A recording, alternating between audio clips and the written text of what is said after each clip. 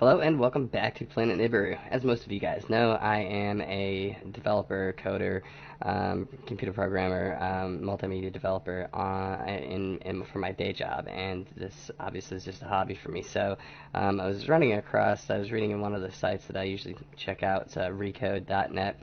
It's kind of a site for techies and stuff, and I ran across an article there that is referencing the big Silicon Valley billionaires are actually joining in the prepping movement. Now, I remember up until recently, folks who were preppers were kind of ostracized amongst normal folk, and we were said to be, folks who were just, crazy and, too worried and paranoid and things like that. But if some Silicon Valley billionaire does it, then, well, they're just being prudent. So I think it's funny how if you're just a normal person and you do something, then you're an idiot, and if you're some kind of billionaire, then all of a sudden you're a genius for thinking ahead. It's just funny how society looks at people differently because of the amount of money they have in their bank account, like that makes you smarter or something. But anyway, on to this article. It says that Silicon Valley billionaires are prepping to survive in underground bunkers. Now, some of the prepper movement are afraid that AI will lead to a revolt against the wealthy. And I think that sentence right there is completely disingenuous. I think that they're using this AI thing as a front so that they can prep for actual events that may happen. And of course I'm talking about Planet X or Planet Nibiru coming through, the system of Nibiru coming through and just pretty much raining havoc throughout our inner solar system. When this thing comes by and makes its turn around the sun and heads back out into its deep space orbit, it is going to leave a pile of trash in its wake, and that's what it does. It carries a bunch of trash behind it. Small planets, asteroids, and things like that fall into the gravitational pull of Planet X and the planetoids and planets that are part of that system. Now, many people will say, well, Planet X is just a single planet. Other people will tell you, oh, it's a system of planets.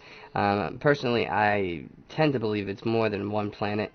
Even if it is one giant planet that's larger than Jupiter, let's not forget that Jupiter has 67 moons. That is 67 individual planetoids that orbit the planet of Jupiter. So if this planet X, was actually as big or bigger than Jupiter, then yeah, it would have at least the same amount or a similar amount of planetoids or planets or mini planets, whatever you want to call them, moons to its orbital path, and then get sucked into its gravitational pull.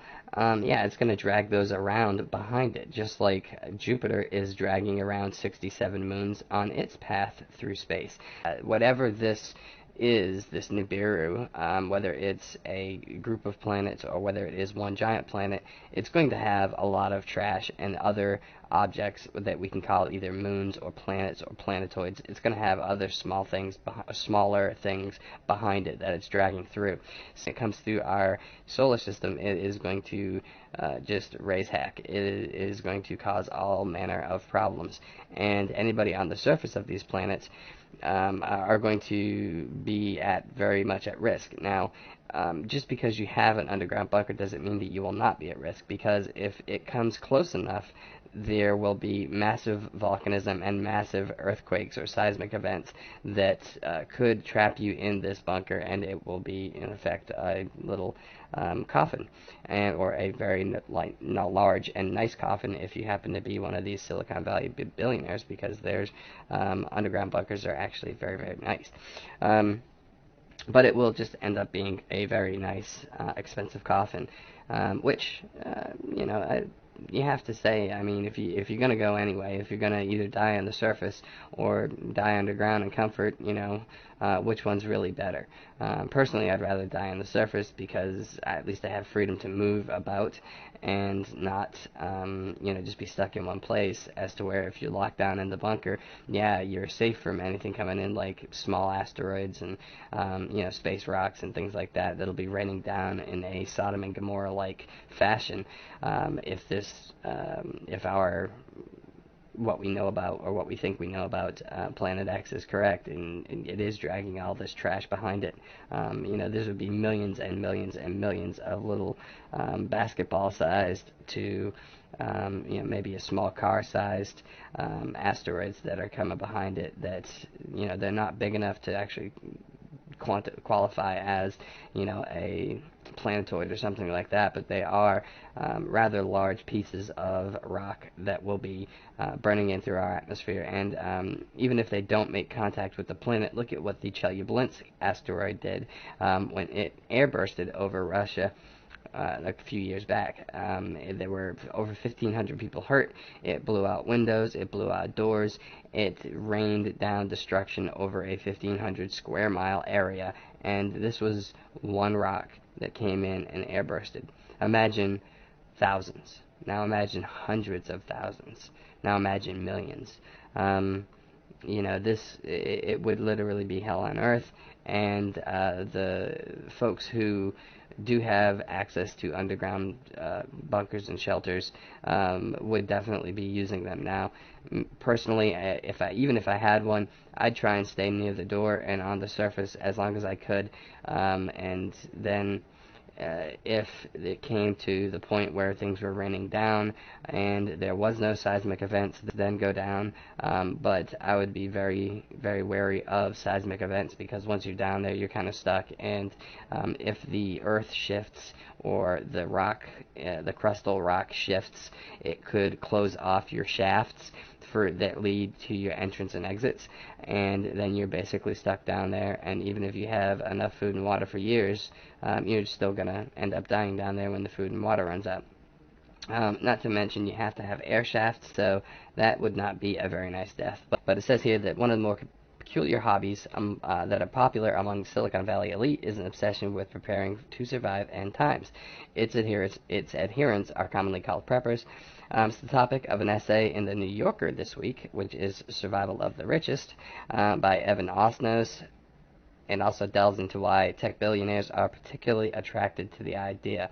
Well, I think that they're attracted to the idea because we know that something's up. We can clearly see that the Earth has tilted. Things are not right in the sky. We know that the weather patterns are off and they're not right. There's so many things going on right now that if you don't know that something's wrong, then you really need to ask yourself, really, who are you listening to here? I mean, the people who are out there telling you the truth are the ones who are listed as, paranoids and, crazy people, and, but, that's the only place you're going to get the truth from, and the truth is that something is wrong. This whole global warming thing, climate change, the climate is changing, but the climate is always changing, and it will always change. We're never going to have a stable climate where it just stays the same forever. Climate changes all the time, so climate change is not man-made. Global warming is not man-made. That is the biggest lie of Al Gore and his ilk, to make money off of something that is a natural phenomenon that occurs on our planet. And again, I'll refer you back to Apocalypto. You can see it on this channel, and just watch the movie. Watch how they take advantage of a natural occurring event in nature, and they lead people to believe that it is a supernatural event, and that they have the power to talk with the gods and make peace with the gods for the people of the earth. It's just a way for them to hold on to power and to get into power. But anyway, we come in here and we can just look at the people who are getting involved in this type of thing. Reid Hoffman, co-founder of LinkedIn, says the prepper movement among tech-made billionaires is largely inspired by fear that AI will one day displace so many jobs that there will be a revolt against those behind the technology. That makes sense in a way, but it doesn't make sense in another way, because yeah, AI will definitely change a lot of things, but you have to understand that I think with AI, humans will be enhanced with this AI as soon as that is available. And as AI comes up with ideas, humans will be needed to build some of these ideas. There will be jobs around maintaining the devices that will be built by AI. Even if AI figures out how to build starships and things like that, humans will man those starships. So I don't think that robots or AI is going to put us all out of work. And if it did put us all out of work, do you think that that would stop plants from growing? No. There's still plenty of food on this planet. We could still farm our own meat. We could still grow our own crops. And I hope AI does take over all the work. God, please let it be. I don't know about you guys, but I'm tired of going to work. I would love to not work again. So, and it doesn't mean that humans can't live on this planet without work. That's ridiculous. We only work so that we can find new things and discover new things. And if AI was out there doing it for us, then wonderful. That leaves us more time to explore each other and to better get to know each other and to focus on interhuman relations.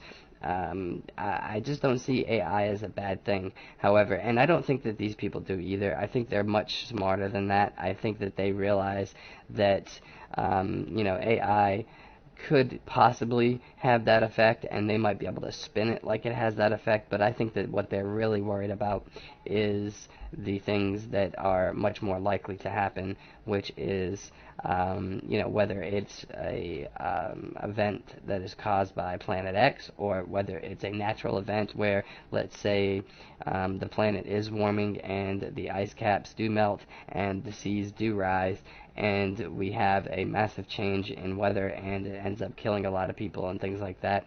All of these things, any cataclysm, would lead to a time or a point in time where you would need to have a bunker or to have made preparations, which is what prepping is, for this point in time. Now, let's say there's a CME, a massive CME, coronal mass ejection, or an X flare that is burst out from the sun, and it hits the Earth, and it blows away all of our transformers, and blows away all of our computer systems, and it fries all our cars, and we just can't produce electricity for a while, and if we do, we can't produce it on a large scale, so only a few people have it. People who know how to build small generators and things like that, or people who have those generators put in place and have them shielded from a coronal mass ejection, or have them shielded from damaging electrical currents or surges. And of course we know that that is done with like a Faraday cage or something like that. And if you don't know what a Faraday cage is, just look into it. Basically, it's a way of insulating whatever's inside of it from outside electrical interference, and that's all it is. And they're easy to build, and if you had one, you could build one in your garage and store your generators and things in there, and they would be perfectly fine. If we did have a, let's say, a coronal mass ejection or an X-flare, or even let's say there was a nuclear weapon that was airburst over the United States or any other country for that matter, and it did cause an EMP, which is an electromagnetic pulse, and that blew out all of the electronics within the surrounding areas. Even if that did happen, you could shield your electronics in a Faraday cage. So there are people, and believe me, these people in these bunkers, they have Faraday cages built into them if the whole thing is not a giant Faraday cage, and is totally safe from EMPs and X-flares and coronal mass ejections and things like that. So I believe that the bunkers built by folks like Steve Huffman, Peter Thiel, and Reid Hoffman, and the rest of these folks who are mentioned in this article, who are tech billionaires, and we don't know that maybe Mark Cuban, maybe Mark Zuckerberg, and those guys, they all probably have them too. And believe me, the first thing that they would want is to make sure that the insides of their tech hideaway was shielded with a Faraday cage so that they would have the technology down there in their little bunker. So the article goes on to say, the instinct to run, hide, and survive is always one approach to a future that you may see social order tumble into chaos as a result of extreme inequity. Now, I don't think that extreme inequity is the only thing that could cause chaos in the world. I think that it is one thing.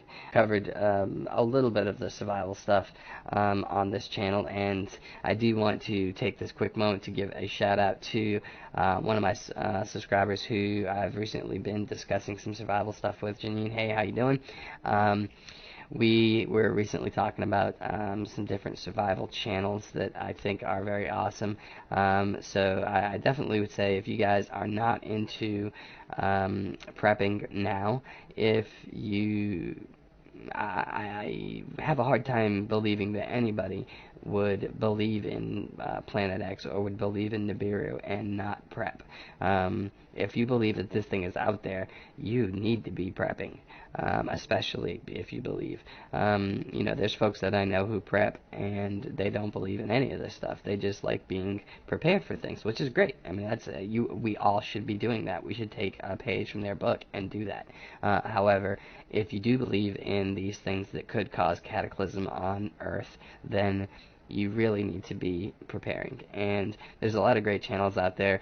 Dave Canterbury, if you guys would probably know him best from the Dual Survival series, he has a wonderful channel. Actually has a couple great channels. He has a Wilderness Survival School channel that he teaches on. He also has Dave Canterbury, I think it's Dave Canterbury Excursions or something like that, but he teaches just a whole bunch of great woodsman skills and bushcraft skills. There's also a channel called Primitive Technology. It's totally awesome. Love that channel. And there's a ton of them that I could go on and on about. But Survival Lily, I think is great. There's a channel called Wrangler Star, and I absolutely love that guy. Him and his wife, they're just super wonderful, nice people, and they decided to homestead.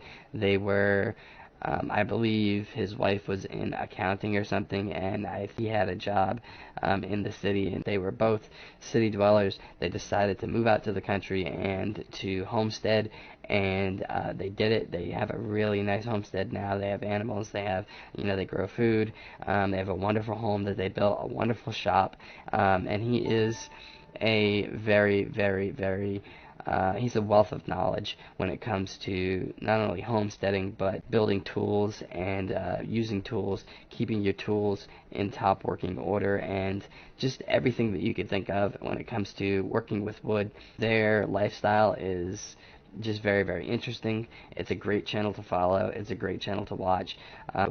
If you're not spending time learning these skills, you should be.